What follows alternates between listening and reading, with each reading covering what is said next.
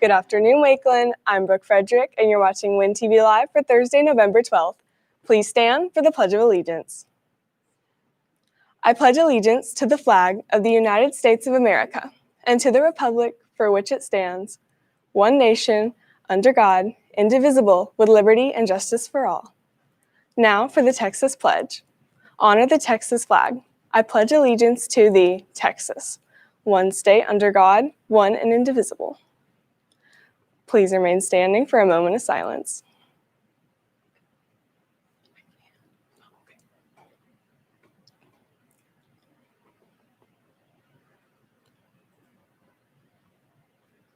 Now for today's news and updates. Yesterday was Veterans Day, a day that signifies our veterans and those who have served in the United States Armed Forces. Yesterday, band members played taps around the school during our moment of remembrance. If you missed it, the Veterans Day wall provided by Student Council is still available in the main hallway. Seniors, tomorrow is the deadline to purchase your senior ads for the yearbook. Go to jostens.adservice.com before November 13th to design and purchase your ad.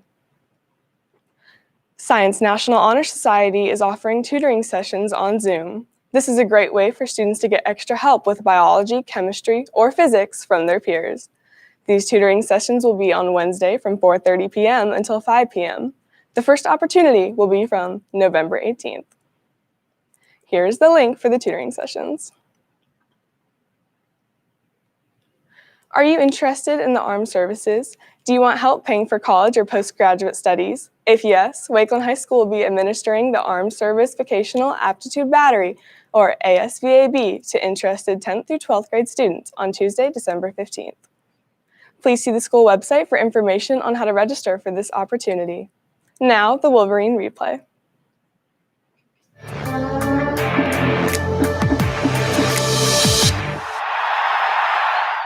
Welcome to the Wolverine replay. Last Friday night, Wakeland faced Independence, but fell short 55-28. The defense had one takeaway, while on the offensive side of the ball, Peyton Lewis had 2 total touchdowns, connecting with Jared White in the air and also running one in on the ground. Will Blake also threw a touchdown to senior Jack Mayer. Tomorrow night, Wakeland takes on Lone Star at Toyota Stadium at 7 o'clock. Make sure to show up and cheer on your Wolverines while staying socially distanced. I'm Landon Smith for WIN TV. Girls soccer tryouts will be held Monday, November 30th through December 3rd. All players must bring a current 2020 physical, a printed copy of their last report card, and a printed copy of their most current progress report. Masks must be worn at all times when not participating in an activity. See Coach Meldon in E108 if you have questions. Now for today's COVID-19 update.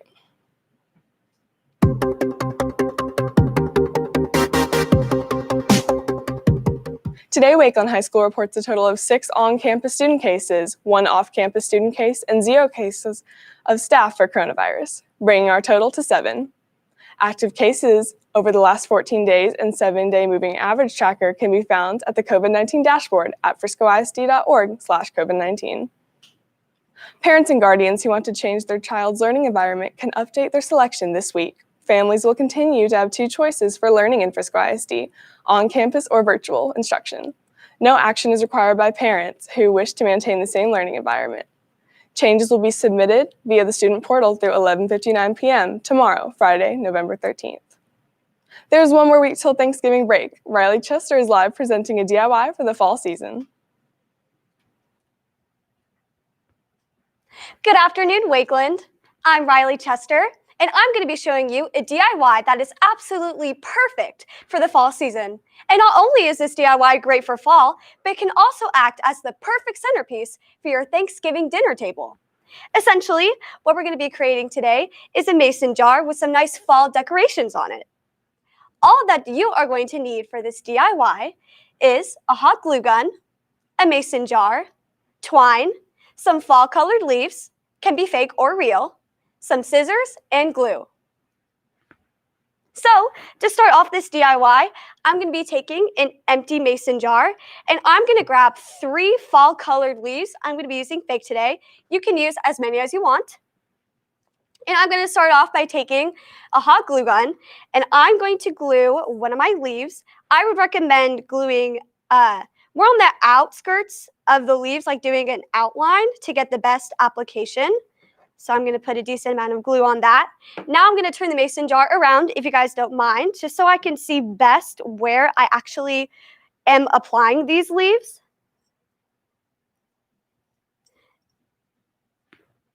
And boom, you already got 1 leaf done. So now I'm just going to repeat the process for my next 2 leaves. Getting a nice good outline. Going to turn the jar around. Pick where I want to set it on the jar.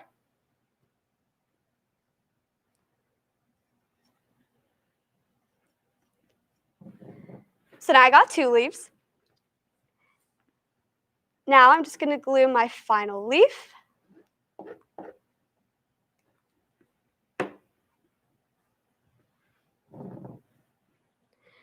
And set that right on the mason jar. Now, just to make sure that these leaves stick well to the jar, I'm just going to add a little bit more glue to the spots I feel like that are kind of loose.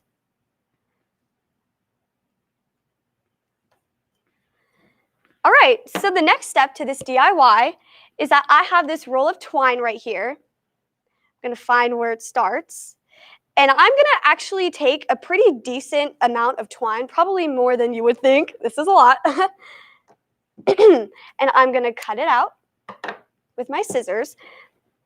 And I'm going to hold it to where, kind of with my fingers like this, to where there's half to each side of my hands. I'm going to wrap it around the jar.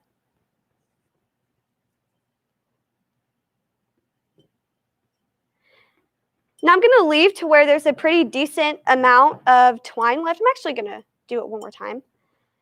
And lastly, with some of the remaining twine that I have, I'm going to tie a little bow.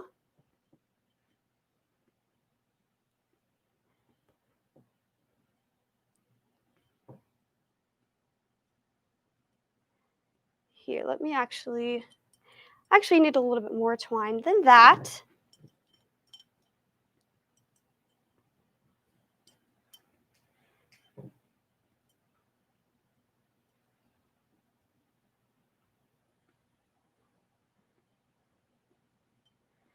Perfect. Now I'm just going to cut off the remaining twine. Move it around to where the bow is now in the front. And that's the completed DIY. You can even add a nice little candle inside of your jar to help it glow, or you can put some buds to have it be as a bud vase on your Thanksgiving dinner table. That's all I have for you guys today. Back to you, Brooke. Thank you, Riley. This week, we dig into a cuisine all the way from Syria. Here's the dish. Hi, my name is Rain Arnouk, and this is how to make mjaddara.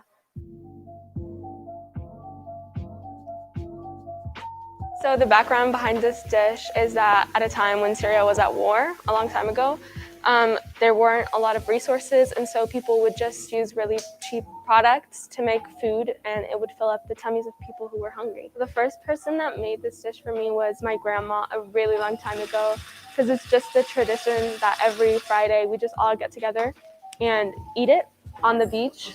The one ingredient that I can remember of this dish is fried onions, and I remember it so much because my grandma, whenever she used to make it, the smell used to go all throughout the house, and even outside of the house you can smell the smell of fried onions, and it's really good. Before even I was born, that's when my grandma made it for everybody. This dish is important to me because it reminds me of my time in Syria, and it reminds me of whenever the whole family used to gather together, and we used to eat together and have really deep conversations, and so it just basically represents family. An important memory that I have associated with this dish was when me, my grandpa, my grandma, and my sister, my brother, and my mom and my dad were sitting all together on the dinner table, and the beach was like right outside our house, and so you could hear like the waves of the beach and just us eating, and it felt like really warm and cozy inside. I'm Raina Arnook, and that's The Dish. Follow Wakeland Access and WinTV on Twitter to stay in touch with what is going on at Wakeland. I'm Brooke Frederick, and this has been WinTV Live for Thursday, November 12th. Stay healthy and forever orange and blue. Have a great day, Wolverines.